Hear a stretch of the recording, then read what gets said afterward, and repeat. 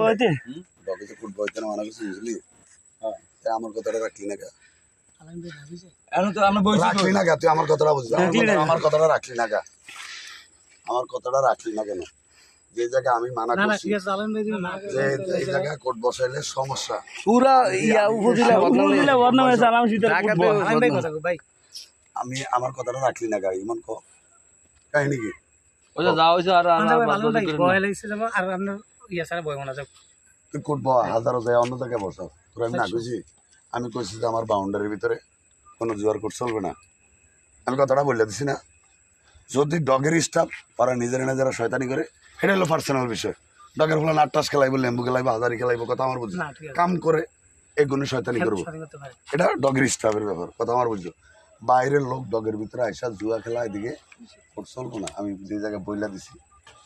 তাহলে সেই জায়গায় তোরা হিরিয়া রিপ্লাই বসাটা কি মনে করো এই বেলার কথা বলছ না কেন না এটা অন্যায় করছে ভাই এটা বিচার করতে হবে এটা সম্পূর্ণ অন্যায় করছে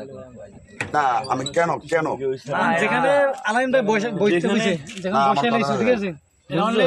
আর সামনে আলামিন বই বানা যাবে